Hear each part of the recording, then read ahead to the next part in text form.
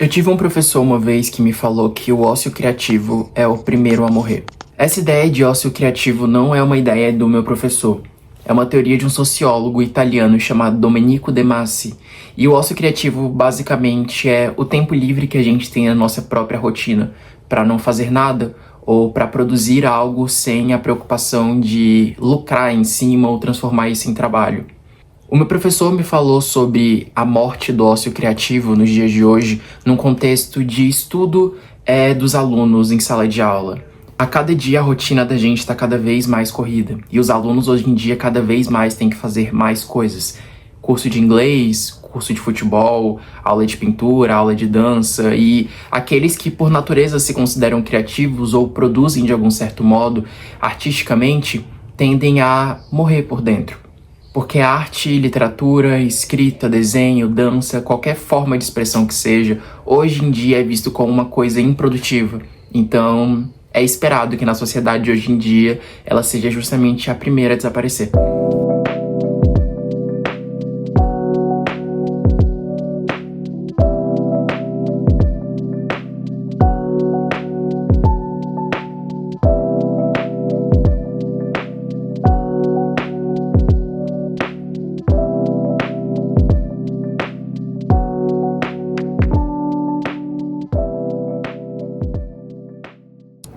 Em meio a tantas demandas doidas, tantas responsabilidades, o meu objetivo tá sendo não parar de produzir. É claro que eu vou às vezes só escrever no meu diário sem tanta preocupação, mas ainda assim eu quero procurar pequenos momentos, minutos que sejam, pra eu continuar trabalhando na minha próxima história, pra eu continuar construindo aquele mundo, tentando entender quem é o protagonista, entender quais são as características daquele universo. Eu quero continuar produzindo, e não só produzindo de uma forma banal, mas eu também preciso aprender a valorizar esses pequenos momentos em contato com a minha produção.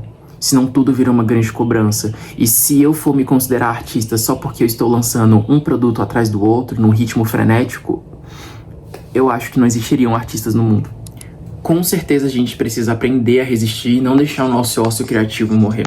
A gente precisa entender que há tempo para tudo. E que sim, se nós somos artistas, se nós produzimos, se nós criamos, o nosso tempo de descanso, nosso tempo de produção, ele é tão importante quanto qualquer outra parte da nossa vida.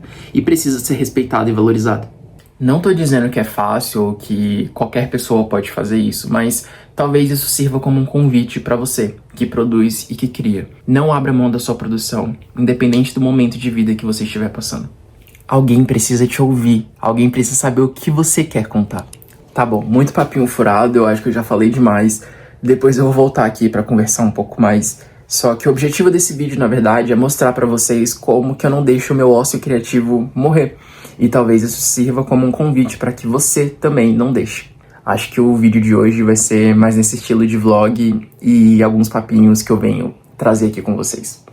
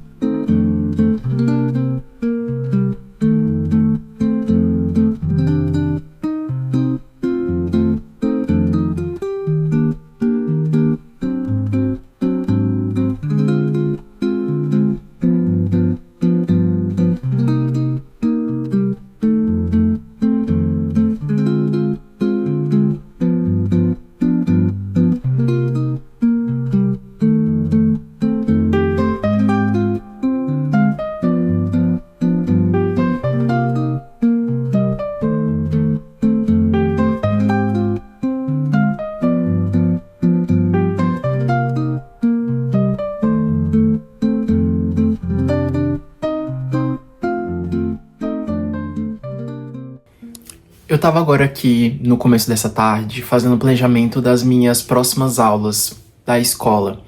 Terminou o primeiro bimestre, basicamente, e ele foi uma loucura, porque todo começo de bimestre é um momento que a gente tem como professor para poder conhecer um pouco melhor a nossa turma, conhecer os alunos novos e não importa, parece que toda vez sempre é a primeira vez. Não que eu tenha dado aula há muito tempo, na verdade eu tô começando nisso de ser professor profissionalmente, mas eu acho que sempre vai ser essa loucura, sabe? De ter que se reinventar, de ter que pensar novas propostas, de entender, principalmente, acho que com muita sensibilidade, qual é o perfil daquela turma, daqueles alunos, e se dispor a fazer aquele momento de sala de aula não ser para você, professor, mas ser para o aluno. O que ele vai levar daquela aula?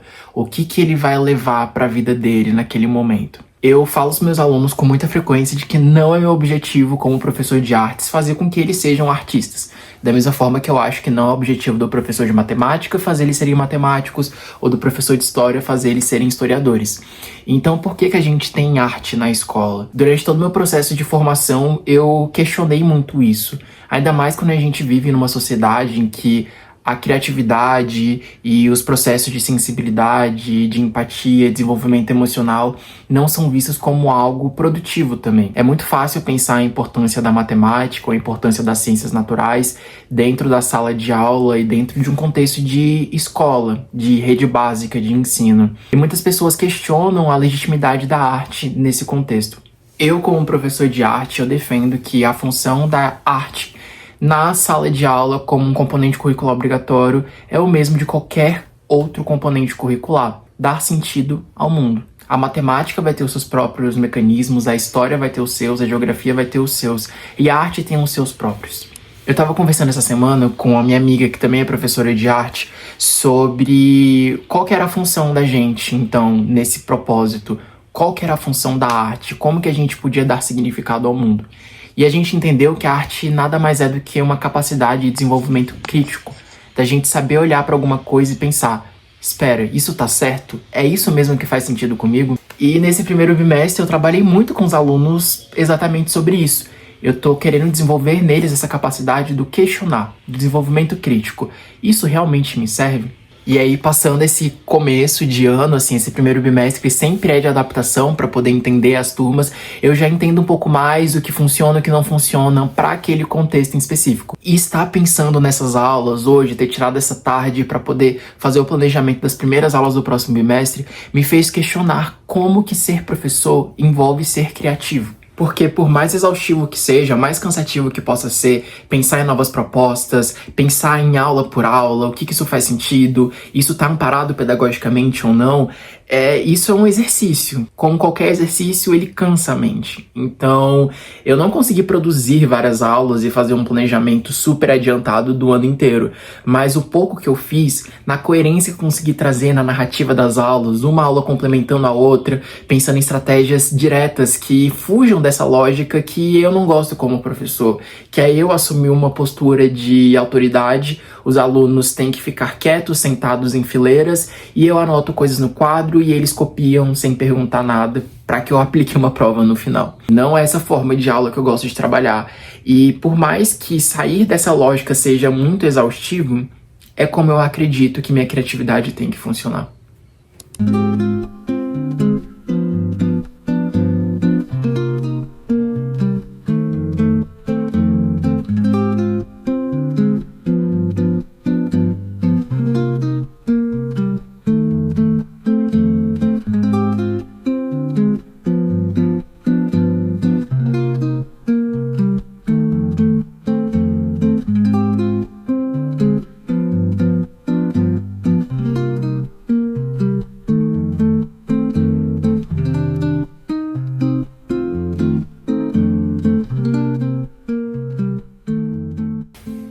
E não só no contexto da escola e nesse campo profissional mesmo. Os últimos dias que eu acabei registrando para esse vlog me mostraram também o quanto que eu não preciso fazer um grande esforço para realmente me manter uma pessoa criativa. Seja saindo num parque, tendo um momento de leitura, de ler uma história de conforto com uma companhia, com alguém que eu goste de passar meu tempo, ou seja indo no final de semana para passear e estar em contato com outras pessoas, conhecer um pouco mais da minha cidade, conhecer um pouco mais do que realmente me cerca. Quando a gente sai um pouco da nossa própria cabeça, a gente está exercendo a nossa criatividade. E esses momentos durante a rotina, eles são justamente o que me aliviam e o que me fazem ser um artista, na minha opinião. O que é muito doido pra mim, porque eu nunca soube o que era ser um artista. E talvez eu não saiba hoje em dia, mas eu sempre tive certeza de que eu não conseguiria ser outra coisa. E quanto mais o tempo passa, quanto mais o ócio criativo ele ameaça ser perdido, mais eu vejo que talvez eu não precise reinventar o significado de criatividade e de ser uma pessoa criativa. Eu só tenho que me permitir ser o que é natural pra mim. Ter momentos em contato com pessoas que eu gosto, ter uma leitura que me faça bem, poder ter contato com o meu lado criativo através da escrita, de um jeito cru, de um jeito natural. Tudo isso realmente me faz ser uma pessoa que mantém o meu ócio criativo ativo. A gente não precisa sempre produzir um produto para ser uma pessoa criativa, porque se a gente fosse depender disso, eu acho que a gente não conseguiria manter uma rotina real com a arte. Mas é muito legal quando a gente tem esses pequenos projetos ou esses pequenos momentos de exposição e a gente recebe algum tipo de visita, algum tipo de acolhimento em relação a isso. Eu acho que isso realmente é algo que significa muito para nós que somos pessoas criativas. E é desse modo que eu vou encerrar o vlog de hoje. Hoje foi um vlog meio ensaio falado, eu não sei muito bem o que é esse formato, mas eu escolhi ligar essa câmera e gravar esse vídeo aqui pra vocês.